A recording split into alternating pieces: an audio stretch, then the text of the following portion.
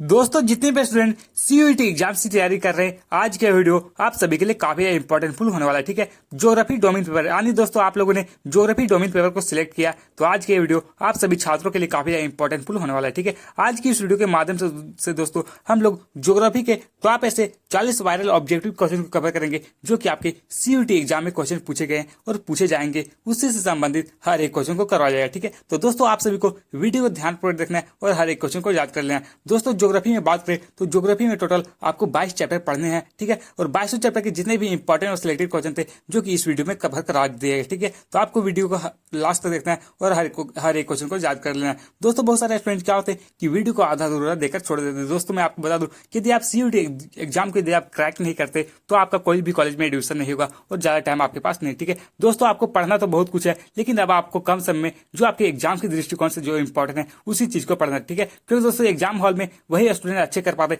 जो हर एक क्वेश्चन को पढ़े रहते हैं। ठीक है, इसलिए मैं चाहता हूं कि आपका कम से कम एक बार रिवीजन हो जाए ताकि आपका सीयूईटी एग्जाम में एक भी क्वेश्चन गलत ना हो। तो चलिए बिना टाइम वेस्ट किए आज के सुपरफास्ट वीडियो को स्टार्ट करते हैं और आप 40 क्वेश्चन में से कितने क्वेश्चन का आंसर सही कर पा रहे हैं इसका भी जवाब आप सभी लोग कमेंट बॉक्स में कमेंट करके जरूर लिखेगा।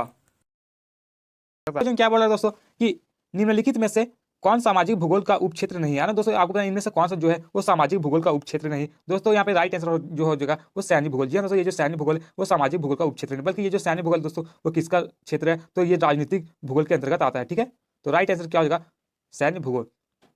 अगला क्वेश्चन क्या बोला दोस्तों कि इनमें से कौन राजनीतिक भूगोल का उपक्षेत्र है ना, बताना आपको कि इनमें से कौन सा जो है वो राजनीतिक भूगोल का उपक्षेत्र है। तो यहाँ पे जो राइट आंसर दोस्तों वो जो निर्वाचन भूगोल। जी हाँ दोस्तों, ये जो निर्वाचन भूगोल है ये राजनीतिक भूगोल के उपक्षेत्र है। ठीक है, तो राइट आंसर क्या होगा, निर्वाचन भूगोल। अगला क्वेश्चन क्या बोला दोस्तों कि इनमें से कौन आर्थिक भूगोल का उपक्षेत्र नहीं है ना, इनमें से कौन सा जो है वो आर्थिक भूगोल का उपक्षेत्र नहीं। ऑप्शन ए संसाधन भूगोल, बी है कृषि भूगोल, सी है उद्योग भूगोल या डी ऐतिहासिक भूगोल। तो दोस्तों क्वेश्चन नंबर 3 का जो राइट आंसर दोस्तों वो जो ऑप्शन नंबर डी ऐतिहासिक भूगोल। जी हाँ दोस्तों, ये जो ऐतिहासिक भूगोल है ये किसके अंतर्गत आएगा, तो ये सामाजिक भूगोल के अंतर्गत आएगा और ये सभी जो है संसाधन भूगोल, कृषि भूगोल, उद्योग भूगोल ये सभी आर्थिक भूगोल के अंतर्गत आते हैं। ठीक है, अगला क्वेश्चन क्या बोला दोस्तों कि विश्व के 10 सर्वाधिक आबादी देशों में विश्व की लगभग कितने प्रतिशत जनसंख्या निवास करती है। दोस्तों आपको बताना विश्व की जो सबसे 10 सर्वाधिक आबादी वाले देशों में जो है वो कितना प्रतिशत जनसंख्या निवास करती है वो आपको बताना। दोस्तों 60% जनसंख्या दोस्तों विश्व के सर्वाधिक आबादी वाले देशों में निवास करती है। तो ऑप्शन सी राइट आंसर होगा 60%। दोस्तों यहाँ पे ग लिखा हुआ, बट मैं आप लोगों को एबीसीडी बोलूंगा तो आप लोग समझ जाएगा। ठीक है, अगला क्वेश्चन क्या बोल रहा है कि किसी भी देश का वास्तविक धन क्या होता है। आपको बताना कोई भी देश है दोस्तों उसका जो वास्तविक धन होता है वो क्या होता है। तो दोस्तों कोई भी देश है उसका वास्तविक जो धन होता है वो देश के निवासी होते हैं। देश के निवासी के लोगों के द्वारा दोस्तों कोई भी देश को आगे ले जाने में काफी ज्यादा योगदान होता है, इसलिए देश के निवासी जो होते हैं वही लोग जो होते हैं वो उस देश का धन होते हैं। तो ऑप्शन ये राइट आंसर होगा, देश के निवासी। अगला क्वेश्चन क्या बोला दोस्तों कि एशिया में बहुत अधिक स्थानों पर कम लोग और कम स्थानों पर बहुत अधिक लोग रहते हैं, यह कथन किसका है। आपको बताना जो कथन है कि एशिया में बहुत अधिक स्थानों पर कम लोग और कम स्थानों पर अधिक लोग निवास करते हैं, ये जो कथन है वो किसके द्वारा दिया गया। तो दोस्तों ये जो कथन दिया गया था वो जॉर्ज बी क्रेसी के द्वारा दिया गया था। ठीक है, तो राइट आंसर क्या हो जाएगा, जॉर्ज बी क्रेसी। अगला क्वेश्चन क्या बोला दोस्तों कि इनमें से कौन विश्व का सबसे सघन बसा हुआ क्षेत्र है। दोस्तों आपको इनमें से कौन सा क्षेत्र है जहां की जनसंख्या जो है इन क्षेत्रों के मुकाबले अधिक पाया जाता है वो आपको बताना। दोस्तों यहाँ पे ऑप्शन ए में दे नदी घाटी क्षेत्र, ऑप्शन बी में दे दोस्तों मरुस्थलीय प्रदेश। दोस्तों मरुस्थल में दोस्तों वहाँ पे काफी ज्यादा गर्मी होता है तो लोग रहना पसंद नहीं करते। ऑप्शन सी में दे टुंडा क्षेत्र, तो दोस्तों ये भी विरल जनसंख्या के अंतर्गत आता है और ये जो विश्वतीय प्रदेश है तो यहाँ पे भी काफी गर्मी होती है तो यहाँ भी लोग रहना पसंद नहीं करते। तो राइट आंसर जो होगा वो नदी घाटी क्षेत्र, जो नदी घाटी क्षेत्र में लोग रहना पसंद करते हैं। तो ऑप्शन ये बिल्कुल राइट आंसर हो जाएगा। नेक्स्ट क्या बोल रहा है कि इनमें से कौन जीवन का सर्वाधिक महत्वपूर्ण कारक है। आने को आपको बताना दोस्तों इनमें से कौन सा जो है वो जीवन के लिए जो है वो जीवन जीने के लिए सबसे महत्वपूर्ण कारक है। तो दोस्तों ये जो भू आकृति ये भी सबसे अधिक महत्वपूर्ण कारण है जीवन जीने के लिए। जल की उपलब्धता भी है, जलवायु भी है और मृदाएं भी है। तो दोस्तों सबसे अधिक देखा जाए तो जल की उपलब्धता जो है वो सबसे महत्वपूर्ण होता है किसी भी जीवन यापन करने के लिए। तो ऑप्शन बी राइट होगा, जल की उपलब्धता। ठीक है, अगला क्वेश्चन क्या बोल रहा है कि किस प्रकार की मिट्टी वाले प्रदेशों में अधिक लोग निवास करते हैं। इनमें से कौन सा जो मिट्टी दोस्तों वहाँ पे लोग सबसे अधिक लोग निवास करते हैं। तो दोस्तों आप लोगों को पता है कि जहाँ की जो मृदा उपजाऊ होती है वहाँ पे लोग रहना पसंद करते हैं। तो दोस्तों इनमें से सबसे अधिक उपजाऊ मिट्टी की बात करें तो ये जो दोमट मिट्टी है या फिर जलोढ़ मृदा ये सबसे अधिक उपजाऊ मिट्टी होती है। तो ये दोमट मिट्टी है, जलोढ़ मृदा में रहना लोग काफी ज्यादा पसंद करते हैं क्योंकि दोस्तों यहाँ पे कृषि काफी आसानी से किया जाता है और कृषि में फसलों का उत्पादन काफी अच्छा से होता है, इसलिए लोग यहाँ पे रहना पसंद करते हैं। तो ऑप्शन यहाँ पे सी राइट आंसर होगा, दोमट मिट्टी।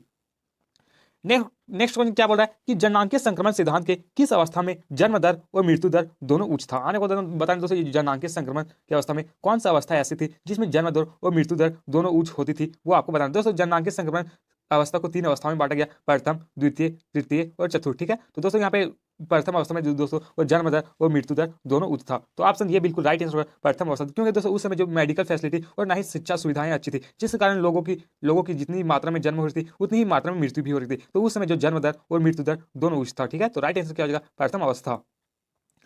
अगला क्वेश्चन क्या बोल रहा है कि विकसित राष्ट्र सामान्यतः जननांगीय संक्रमण की किस अवस्था में आते हैं। आने आपको पता है दोस्तों, ये जो विकसित देश है वो जननांगीय संक्रमण की कौन सी अवस्था में आएंगे, तो ये सभी लोग दोस्तों वो तृतीय अवस्था में आते हैं। ठीक है, तो ऑप्शन सी राइट होगा, तृतीय अवस्था। दोस्तों जितने भी विकसित देश है वो सभी तृतीय अवस्था में ही आएंगे। ठीक है, अगला क्वेश्चन क्या बोला दोस्तों कि प्रति हजार पुरुषों पर स्त्रियों की संख्या को क्या कहते हैं। तो दोस्तों ये प्रति हजार पुरुषों पर स्त्रियों की जो कुल संख्या उससे क्या कहा था, तो उसे लिंगानुपात कहा था। ठीक है, तो राइट आंसर क्या होगा, लिंगानुपात। दोस्तों एक क्वेश्चन का आंसर आप लोग कमेंट बॉक्स में कमेंट करके जरूर लिखिएगा कि जो ये जो भारत है इसका औसत लिंगानुपात कितना है। आप लोग सभी लोग प्लीज क्वेश्चन नंबर 12 का जो आंसर है कमेंट बॉक्स में कमेंट करके जरूर लिखिएगा कि भारत का औसत लिंगानुपात 2011 की जनगणना के अनुसार कितना है। अगला क्वेश्चन क्या बोल रहा है कि इनमें से कौन गुणात्मक परिणाम है जो जिसका मूल्य सापेक्ष होता है। इनमें से किसका कौन सा जो है गुणात्मक परिणाम है जिसका जो मूल्य होता है वो सापेक्ष होता है, वो आपको बताना है। तो दोस्तों 13 का जो राइट आंसर है उसका विकास। जी हाँ दोस्तों, विकास का जो मान होता है, जो मूल्य होता है वो सापेक्ष होता है। तो ऑप्शन बी राइट आंसर हो जाएगा। अगला क्वेश्चन क्या बोला दोस्तों कि इनमें से किस देश का जीवन प्रत्याशा सर्वाधिक है। आपको बताना इनमें से कौन सा देश है जिसका जीवन प्रत्याशा यानी वहां के लोग सबसे अधिक दिनों तक जीते हैं, वो आपको बनाना। ऑप्शन ये ऑस्ट्रेलिया, बी जापान, सी है भारत या डी पाकिस्तान। तो दोस्तों यहाँ पे राइट आंसर हो जाएगा जापान। जी तो ये जो जापान है इसका जो औसत जीवन प्रत्याशा है वो 85 वर्ष है। ठीक है, तो राइट आंसर क्या हो जाएगा, 85%। यदि बात करें दोस्तों भारत की तो 2011 की जनगणना के अनुसार देखा था तो 67 पॉइंट दोस्तों 7 वर्ष जो है वो भारत का औसत जीवन प्रत्याशा है। ठीक है, अगला क्वेश्चन क्या बोल रहा है कि मानव विकास के आधारभूत आवश्यकता उपागम को मूल रूप से किस संगठन ने प्रस्तावित किया था। तो दोस्तों 15 का जो राइट आंसर दोस्तों हो जाएगा अंतर्राष्ट्रीय श्रम संगठन। यानी ऑप्शन बी बिल्कुल राइट आंसर हो जाएगा, अंतर्राष्ट्रीय श्रम संगठन। यदि बात करें दोस्तों ये जो अंतर्राष्ट्रीय श्रम संगठन है इसका मुख्यालय कहाँ पे है, तो इसका जो मुख्यालय दोस्तों वो जेनेवा में है। ठीक है, तो कई बार पूछा जा सकता है कि अंतर्राष्ट्रीय श्रम संगठन का मुख्यालय कहाँ पे, तो जेनेवा में। ठीक है, दोस्तों इसकी स्थापना कब की गई, तो इसकी स्थापना जो है 1919 ईस्वी में किया गया था। ठीक है, अगला क्वेश्चन क्या बोला दोस्तों कि इनमें से किस देश का मानव विकास सूचकांक भारत में ऊंचा है। दोस्तों इनमें से कौन सा देश है जिसका मानव विकास सूचकांक जो है वो भारत में सबसे अधिक है। तो दोस्तों ये जो श्रीलंका है इसका मानव विकास सूचकांक जो है वो भारत सबसे अधिक है इन सभी देशों के मुकाबले। तो ऑप्शन ये राइट आंसर है, श्रीलंका। ठीक है, अगला क्वेश्चन 17 में दिया गया जो काफी महत्वपूर्ण क्वेश्चन आपके बोर्ड एग्जाम कि किस क्षेत्र में कार्य क्रियाकलाप करने वाले लोग लॉल कॉलर श्रमिक कहलाते हैं। दोस्तों कौन सा क्षेत्र में काम करने वाले जो श्रमिक है उन्हें लाल कॉलर जो श्रमिक कहा जाता है वो आपको बताना है। तो दोस्तों प्राथमिक क्षेत्र में जितने भी श्रमिक कार्य करते हैं उसे ये जो लाल कॉलर श्रमिक कहा जाता है। तो ऑप्शन ये बिल्कुल राइट आंसर होगा, प्राथमिक क्षेत्र। ठीक है, दोस्तों यदि बात करें दोस्तों ये जो द्वितीय क्षेत्र है इसके अंदर काम करने वाले लोगों को कौन सा कलर के अंतर्गत है, तो इसके अंदर जितने भी कार्य करते हैं उन्हें ब्लू या फिर नीला कलर के अंतर्गत रखा जाता है। ठीक है, तो आपसे क्वेश्चन पूछा जाता है कि कौन सा क्षेत्र में कार्य करने वाले लोग जो है वो नीला कॉलर कहलाते हैं, तो द्वितीय क्षेत्र। यदि चतुर्थ क्षेत्र की बात करें तो इसमें जितने भी काम करते हैं वो उसे क्या कहता है, तो उसे श्वेत या फिर सफेद रहेगा। ठीक है, और ये तृतीय क्षेत्र के अंतर्गत आते हैं दोस्तों, इन्हें पिंक या फिर गुलाबी के अंतर्गत आते हैं। ठीक है, अगला क्वेश्चन क्या बोल रहा है कि मानव की कौन सी आर्थिक क्रियाएं प्राचीनतम है। और इनमें से कौन सा आर्थिक क्रिया जो है वो मानव के लिए सबसे प्राचीन है। ऑप्शन ए कृषि, बी है भोजन संग्रहण एवं आखेट, सी है उद्योग धंधे या डी व्यापार। तो दोस्तों यहाँ पे राइट आंसर ऑप्शन बी भोजन संग्रहण एवं आखेट। जी हाँ दोस्तों, मानव ने सबसे पहले प्राचीनतम जो है वो भोजन संग्रहण एवं आखेट करना प्रारंभ किया था। तो ऑप्शन बी राइट आंसर हो जाएगा। अगला क्वेश्चन क्या बोल रहा है कि जर्मनी में आधुनिक भूगोल के किस विचारधारा का विकास हुआ। आपको ये जो जर्मनी देश है वहाँ पे आधुनिक भूगोल के कौन सा विचारधारा का विकास हुआ था। तो दोस्तों वहाँ पे जो है वो प्राकृतिकवाद, नियतिवाद और निश्चयवाद, ये तीनों एक ही दोस्तों। तो इन सभी का विकास जो है वो जर्मनी में हुआ था। तो कई बार क्वेश्चन में आपसे पूछा जाता है कि जो नियतिवाद है या फिर प्रकृतिवाद है या फिर निश्चयवाद है इसका जनक किसे कहा जाता है। तो इसका जो जनक है दोस्तों वो फ्रेडरिक रेजियल को कहा जाता है, जो कि जर्मन के भूगोल बताता है। ठीक है, अगला क्वेश्चन क्या बोला कि अर्धकुंडे के लेखक कौन है। आने बोलते हैं ये जो अर्धकुंडे है इसके लेखक कौन है। तो दोस्तों ये जो अर्धकुंडे है इसके जो लेखक है वो कॉल रिटर है। आने ऑप्शन बी बिल्कुल राइट है, कॉल रिटर। दोस्तों ये जो फ्रेडरिक रेजियल है इसके ये कौन सा पुस्तक लिखे, तो एंथ्रोपोजोग्राफिया जो पुस्तक है दोस्तों वो फ्रेडरिक रेजियल के द्वारा लिखा गया। ये जो बरेनियस है दोस्तों इसके द्वारा जो है वो जोग्राफिया जनरलिस्ट पुस्तक लिखा गया था। ठीक है, अगला क्वेश्चन क्या बोला कि संभववाद शब्द का प्रयोग सर्वप्रथम किसके द्वारा किया गया था। दोस्तों ये जो संभववाद शब्द है इसका प्रयोग इनमें से कौन सा भूगोलवेत्ता के द्वारा सबसे पहली बार किया गया था वो आपको बताना। तो दोस्तों लुसियन फेब्रे, यानी पूरा नाम इसका दोस्तों यहाँ पर सिर्फ फेब्रे लिखा, तो ऑप्शन सी राइट होगा फेब्रे। जी दोस्तों फेब्रे ने सबसे पहली बार दोस्तों ये जो शब्द है संभववाद इसका प्रयोग किया था। कब किया था दोस्तों, तो 1922 ईस्वी में। ठीक है, कहाँ के ये रहने वाले थे, तो ये जो लुसियन फेब्रे है वो फ्रांस के भूगोलवेत्ता था। ठीक है, अगला क्वेश्चन क्या बोल रहा है कि ओरिजिन ऑफ स्पीसीज सिद्धांत का संबंध निम्नलिखित में से किस विद्वान से है। यानी ये जो ओरिजिन ऑफ स्पीसीज सिद्धांत है इसका संबंध इनमें से कौन से विद्वान से है वो आपको बताना है। दोस्तों 22 का जो राइट आंसर है वो ऑप्शन ये डार्विन, चार्ल्स डार्विन का संबंध जो है वो ओरिजिन ऑफ स्पीसीज सिद्धांत से है। ठीक है, तो राइट आंसर हो जाएगा डार्विन। अगला क्वेश्चन क्या बोल रहा है कि फ्रांसीसी भूगोल के जनक जिन्हें संभववाद विचारधारा का चैंपियन भी कहा जाता है, यह कथन कौन सा भूगोलवेता का है? यानी ये जो कथन दिया गया वो कौन सा भूगोलवेता के द्वारा दिया गया? तो ये जो कथन दिया गया दोस्तों वो विडाल डी लाब्लास के द्वारा दिया गया, ठीक है। तो राइट आंसर क्या होगा? डी लाब्लास या फिर विडाल डी लाब्लास कई बार रहते हैं, ये फ्रांस के भूगोलवेता थे। और दोस्तों ये जो संभववाद है इसका जनक भी कई बार पूछा जाता है, तो संभववाद का जो जनक है वो विडाल डी लाब्लास को ही माना जाता है। और ये कहाँ के रहने वाले थे? तो ये इनका जो घर था वो फ्रांस के एक महत्वपूर्ण भूगोलवेता थे। अगला क्वेश्चन क्या बोल रहा है कि पर्यावरणीय निश्चयवाद विचारधारा की शुरुआत जर्मन के किस विद्वान द्वारा किया गया? तो दोस्तों इसकी जो शुरुआत है दोस्तों वो हमबोल्ट के द्वारा शुरू किया गया, ठीक है। तो राइट आंसर क्या होगा? हमबोल्ट। नेक्स्ट क्वेश्चन दोस्तों बोल रहा है कि ज्योग्राफिया नेचुरलिस के लेखक कौन है? दोस्तों ये जो ज्योग्राफिया नेचुरलिस है इसके लेखक कौन है? तो इसके जो लेखक है दोस्तों वो बरेनियस है, ठीक है। तो ऑप्शन सी राइट आंसर होगा बरेनियस। अगला क्वेश्चन क्या बोला दोस्तों कि आधुनिक भूगोल के संस्थापक किससे कहा जाता है ना? बताने जो आधुनिक भूगोल है इसका संस्थापक जो है वो किससे कहा जाता है? तो दोस्तों आधुनिक भूगोल का जो संस्थापक है वो हमबोल्ट को कहा जाता है। तो ऑप्शन ये बिल्कुल राइट आंसर होगा हमबोल्ट। अगला क्वेश्चन क्या बोल रहा है कि पर्यावरणीय निश्चयवाद विचारधारा के समर्थक विद्वान एलन सेम्पुल किस देश की थी? काफी इंपॉर्टेंट क्वेश्चन दोस्तों, ये जो एलन सेम्पुल है वो कौन से देश की थी वो आपको बताना। दोस्तों ये जो एलन सेम्पुल है वो संयुक्त राष्ट्र अमेरिका की थी, ठीक है। तो राइट आंसर क्या होगा? अमेरिका या फिर संयुक्त राष्ट्र अमेरिका। दोस्तों ये जो एलन सेम्पुल है वो फ्रेडरिक डेनियल की शिष्य थी, ठीक है। अगला क्वेश्चन क्या बोल रहा है कि ज्योग्राफिया पुस्तक जिसे भूगोल का वेद भी कहा जाता है के लेखक कौन है? हम बताइए जो पुस्तक है ज्योग्राफिया पुस्तक जिसे भूगोल का वेद कहा जाता है इसके लेखक जो है वो कौन है? तो इसको लेखक जो है वो इरेटोस्थनीज है, ठीक है। तो राइट आंसर क्या है? इरेटोस्थनीज। अगला क्वेश्चन क्या बोला दोस्तों कि विश्व की कुल जनसंख्या का कितना प्रतिशत भाग भारत में है ना? बताना दोस्तों विश्व की कुल जनसंख्या का कितना प्रतिशत आबादी जो है वो भारत में निवास करती, तो वो आपको बताना। तो दोस्तों राइट आंसर जो होगा वो 17.7% आबादी जो है वो सिर्फ भारत में निवास करती विश्व का, ठीक है। तो राइट आंसर क्या होगा?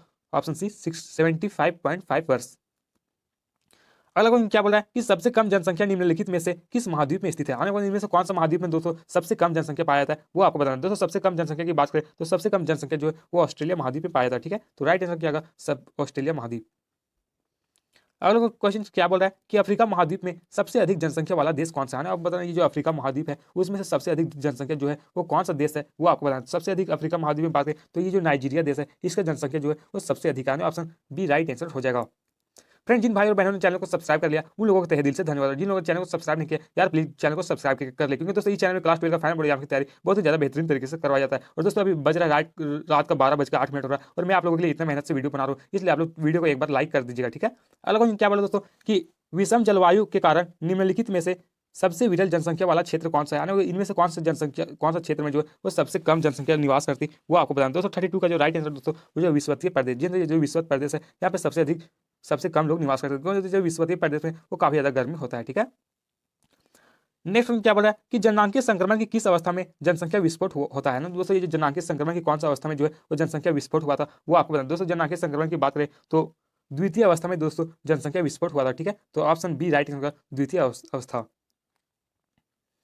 अगला क्वेश्चन क्या बोल रहा है कि जनसंख्या वितरण को प्रभावित करने वाले एक महत्वपूर्ण कारक जलवायु है, निम्नलिखित में से कौन सी जलवायु सघन जनसंख्या के लिए उत्तरदायी है? सबसे अधिक इनमें से कौन सा जलवायु में लोग रहना पसंद करते हैं? तो दोस्तों यहाँ पे 34 का जो राइट आंसर दोस्तों वो हो जाएगा ऑप्शन बी शीतोष्ण जलवायु। जिन शीतोष्ण जलवायु में सबसे अधिक लोग रहना पसंद है। बाकी ये जो शीत जलवायु यहाँ पे भी विरल जनसंख्या पाई जाती है, ये जो उष्ण और अति उष्ण है यहाँ पे भी विरल जनसंख्या पाई जाती है। तो ऑप्शन यहाँ पे बी राइट आंसर हो जाएगा, ठीक है। अगला क्वेश्चन क्या बोल रहा है कि जननांकीय संक्रमण की प्रथम अवस्था की प्रमुख विशेषता की पहचान नीचे दिए गए विकल्प से करें। आना बताएं दोस्तों ये जननांकीय संक्रमण की अवस्था है उसमें प्रथम अवस्था की जो विशेषता है वो कौन सी विशेषता थी वो आपको बताना है। तो दोस्तों प्रथम अवस्था में जो है वो जनसंख्या जन्म दर और मृत्यु दर दोनों उच्च था। तो यहाँ पे ऑप्शन में आपको देखना कि जन्म दर और मृत्यु दर किसमें उच्च है, तो यहाँ पे ऑप्शन डी में लिखा है जन्म दर और मृत्यु दर दोनों ही उच्च थे, ठीक है। तो ऑप्शन यहाँ पे राइट आंसर क्या होगा? ऑप्शन डी राइट आंसर होगा जन्म दर और मृत्यु दर दोनों उच्च। यदि बात करें दोस्तों ये जो द्वितीय अवस्था, तो द्वितीय अवस्था में दोस्तों जन्म दर और ये जो जन्म दर उच्च तथा मृत्यु दर निम्न थी, ठीक है। तो क्वेश्चन आपसे पूछा जाता है कि जननांकीय संक्रमण सिद्धांत की द्वितीय अवस्था की क्या विशेषता थी? तो जन्म दर उच्च था बट ये जो मृत्यु दर था वो निम्न था। यदि बात करें दोस्तों तृतीय अवस्था, तो तृतीय अवस्था में दोस्तों जन्म दर तथा मृत्यु दर दोनों ही निम्न हो गया था, ठीक है।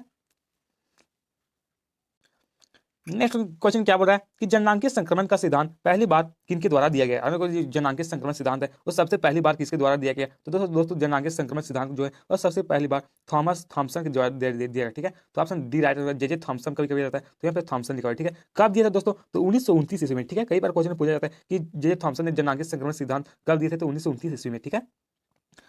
नेक्स्ट क्वेश्चन क्या बोल रहा है कि कुल क्षेत्रफल तथा कुल जनसंख्या के आधार पर क्या निर्धारित किया जाता है ना, बता कुल क्षेत्रफल तथा कुल जनसंख्या के आधार पर क्या निर्धारित किया जाता है। तो 37 का जो राइट है दोस्तों वो है घनत्व, जनसंख्या घनत्व दोस्तों कुल क्षेत्रफल तथा कुल जनसंख्या के आधार पर निर्धारित किया जाता है। ठीक है, तो ऑप्शन डी राइट आंसर हो जाएगा।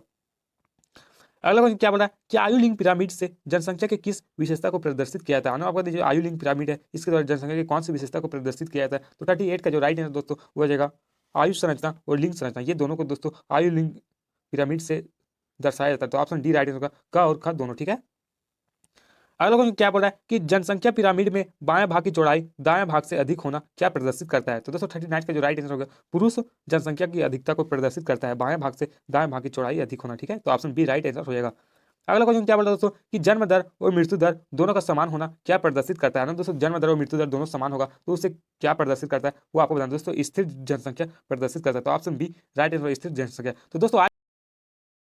तो दोस्तों इस प्रकार से हम लोगों ने जितने भी इंपॉर्टेंट क्वेश्चन थे जो कि इस वीडियो के माध्यम से कर लिए, और यदि आप इसी तरह और भी इंपॉर्टेंट क्वेश्चन जानना चाहते हैं तो आप इस चैनल के प्लेलिस्ट में जाकर वीडियो देख सकते हैं। ठीक है, वहाँ पे ज्योग्राफी के हर एक चैप्टर के इंपॉर्टेंट क्वेश्चन करवा दिया हूँ। ठीक है, तो इस वीडियो को डिस्क्रिप्शन बॉक्स में लिंक दे दूंगा, और जिन लोगों ने चैनल को सब्सक्राइब कर लिया उन लोगों को दिल